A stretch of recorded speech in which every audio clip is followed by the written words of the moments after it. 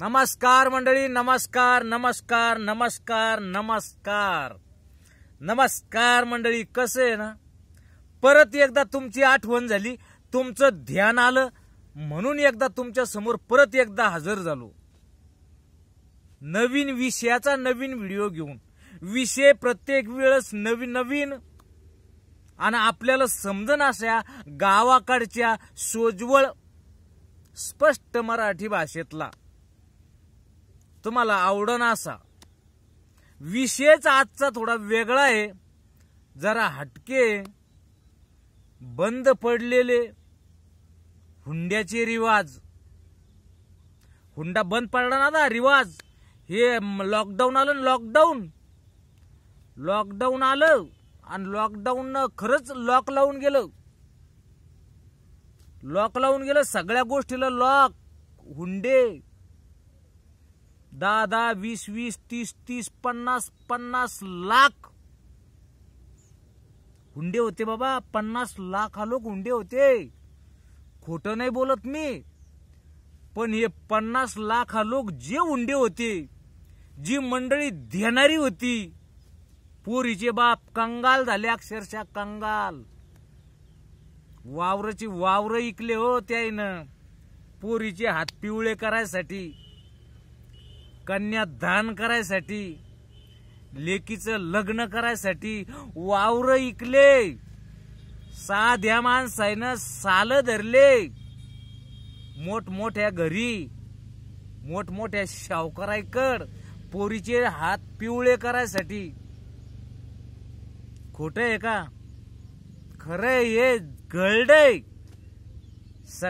सगळे पोरीचे बाप कर्ज काढून लग्न करणं पडले त्याला. पण हे लॉकडाऊन आलं ना, करोना आला आणि यो फुकटात पोरगी करोना हे सांगून गेला. आता पैसे नाही, फुकटात पोरगी करोना, नाही तर तसेच मरोना. खोटं आहे का? हे झालं. लॉकडाऊनच्या काळामध्ये कुठंच हिंडायची व्यवस्था नव्हती, वाहन घेऊन जायची व्यवस्था नव्हती, डीजे न्यायची व्यवस्था नव्हती, बस्ते बांधायची व्यवस्था नव्हती, सोयरिकीला 2-3 गाड्या न्यायची व्यवस्था नव्हती. काहीच नाही. लॉकडाऊननं सगळं लॉक लावून टाकलं आणि सगळा खेळ डाऊन करून टाकला. बरोबर ना? सगळा खेळ डाऊन करून टाकला. त्या टायमापासून पोरीचे लग्न फुकटात गुतले. फुकटात. काहीच देणार नाही. हाय का करायची का तुला पोरगी? पैसे नाही देणार. तूच तिकून मला गहून, मिरच्यान, तांदूळन, आलून, कांदे, मसाल्याच्या पुड्या, जे काय असन तुला तिकून आला आणि तू नवर देव. तुला जर पोरगी न्यायची नाही तर मंडप टाकेल नाही. घराच्या आत तू एखादी गाडी जर आली ना, झाकून पाकून चोरून लपून, तर तुला घराच्या आत जेवू घातल्या जाईन. तू वर जे काय 2-4 लोक येतील ते घरात जेवू घातल्या जातील. पण मायाकडे गाव पंगत द्यायला काय नाही. मी गाव पंगत देणार बी नाही लॉकडाऊनच्या टायमाला. याच्यासाठी तिकूनच पोत भर गहू, 2-4 किलो मिरच्या, मसाले, 2-4 किलो तांदूळ. तुला जर शाक खायची असेल ना तर तिकूनच बटाटे, तिकूनच वांगे घेऊन ये. होत नाही. घरडय. डोळ्यानं पाहिलंय. मी पाहिलंय, तुम्ही सुद्धा पाहिलं असन की अशा प्रकारचे लग्न झाले लॉकडाऊन मध्ये. हुंडा नाही, हुंड्याचं नाव असं सहज बंद होत नव्हतं. सहज मोडकळीस येत नव्हतं. हुंडा बंदी लोक याच्यावर कार्यक्रम राबू काही जण मेले. हुंडा बंदीचे कार्यक्रम करू मेटा खुटीस आली मंडळी. पण हुंडा बंद झाला नाही. एकच उठला माशे, कोरोना. आणि त्यानं हुंड्याचं नाम निशान बुडा पासूनच उपटून फेकलं. हुंडाच नाही.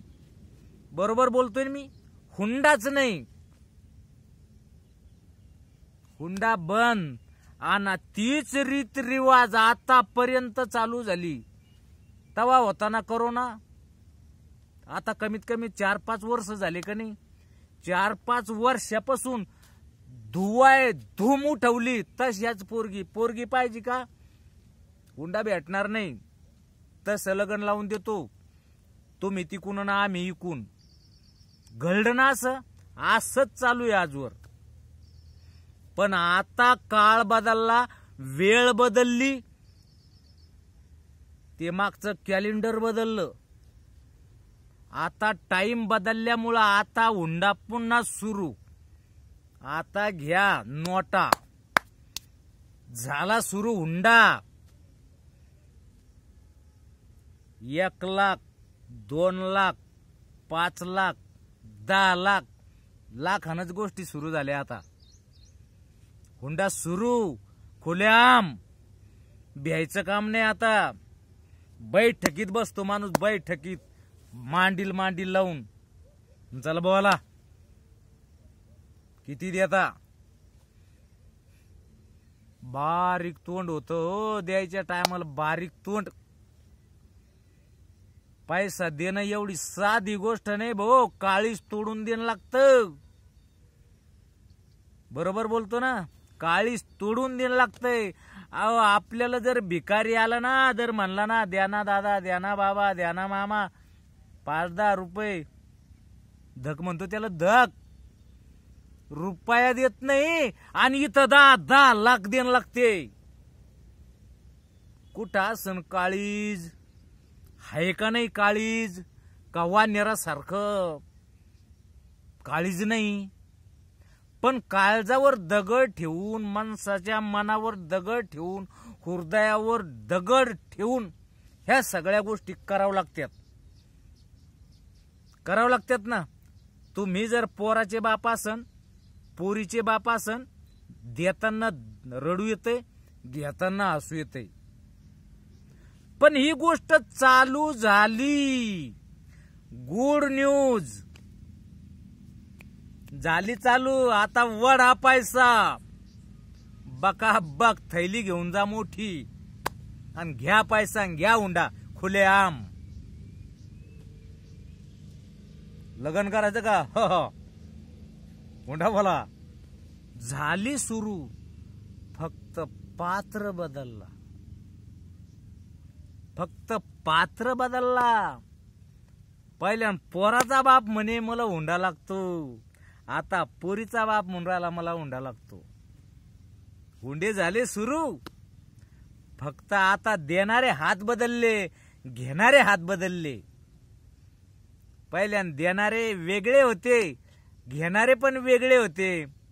आता देणारे वेगळे झाले आणि घेणारे वेगळे झाले. म्हणून व्हिडिओ घेऊन आलो की हुंडे सुरू झाले. आता पोराच्या बापाला कोणी पुसत नाही, फक्त त्याला एकच पुसल्या जाते, तुझ्या टोनग्याकडे किती जमीन आहे, कोण ह्या नोकरीला आहे, सरकारी आहे का प्रायव्हेट कंपनी लागी आहे, हे विचारलं जातं त्याला. आता सांग. आणि आसन बी तू समजा प्रायव्हेट आसन, वावरा शिवरावाला आसन, गाडी बंगल्यावाला आसन, किती देतो सांग? किती देतो? मी हा असा आहे, तो तिकून किती लोक आणले तर मी एकलं जेव घालणार नाही. कागदाच्या गिलासात चहा पाजीन सगळेल. भले मग मला 5 किलो साखर लागली चालतंय, मी जेव कोणाला घालणार नाही. जर जेव घालायचं असेल तुमचं वराड, तर मग तुमचे मै इकडे, मै भाऊकी, गावातली मंडळी, पाहुणे रावळे यायला कमीत कमी 2 क्विंटल गहू लागतेत. आणि त्याच्यात तुमचे येणारे असे 2-3 क्विंटल गहू द्या.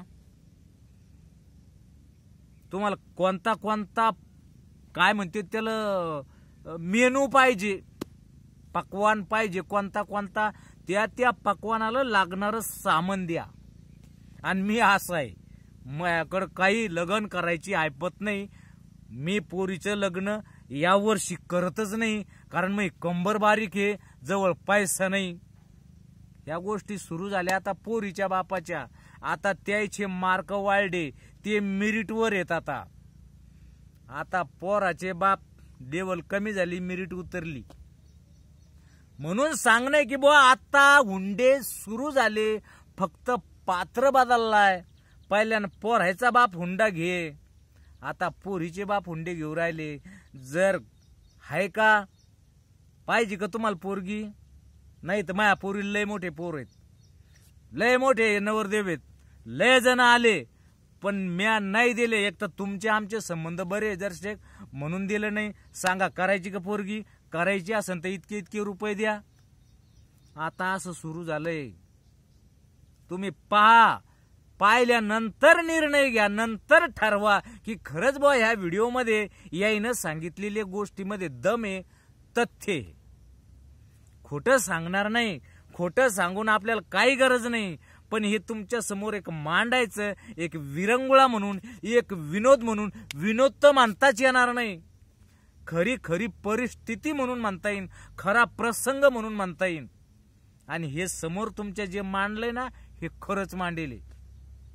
हे जे खरं मांडलंय हे तुम्हाला कसं वाटलंय, खरं आहे का खोटं आहे, हे एकदा कमेंट मध्ये सांगा. की बा हुंडा जो सुरू झाला पुन्हा, आता हा हुंडा बंद होणार नाही. पहिलं पान कोरोनानं फाडूनच फेकलं, आता हे पान कौरक चालतंय, हा काळ कौरक चालतो. हा काळ काही सांगता येणार नाही की कुठपर्यंत आहे. एक कोरोनानं पहिलं पान कट करून टाकलं, आता हे पान कट होईन असं वाटतच नाही. हे पान ज्या टायमाला कट होईन तेव्हा पोरगान पोरगी दोघं राजी असल्यानंतर हुंड्याचं नामोनिशान मिटून जाईन. मी काही घेणार नाही आणि तू काही देऊ नको. असं ज्या टायमाला तो काळ येईन तेव्हा आपल्याला धन्य म्हणल्या जाईन, तेव्हा खरा आपल्यात काहीतरी परिवर्तन घडलं असं म्हणता येईल. आणि हे परिवर्तन लांब नाही, परिवर्तन जवळ आहे. एक वेळ हा पण येणार आहे, जास्त दिवस लांब नाही. एक वेळ पोरगान पोरगी दोघं राजी असल्यानंतर सगळं काही कोणाचंच कोण द्यायचं नाही, कोण घ्यायचं नाही. एकमेकाला सांभाळून घेणे फक्त एकच निर्णय राहील. बरोबर ना? हा काळ आता दूर नाही, लवकरच येणार आहे. तर ठीक आहे मंडळी, हा व्हिडिओ तुम्हाला कसा वाटला, हा प्रसंग, हे विचार, हे जे हुंडा आता सुरू झालाय, हा पण पिरियड जे हुंड्याचा आता आलाय, हा प्रसंग तुम्हाला कसा वाटला एकदा कमेंट करून, लाईक करून, शेअर करून, सबस्क्राईब करून द्या. ठीक आहे मंडळी, धन्यवाद.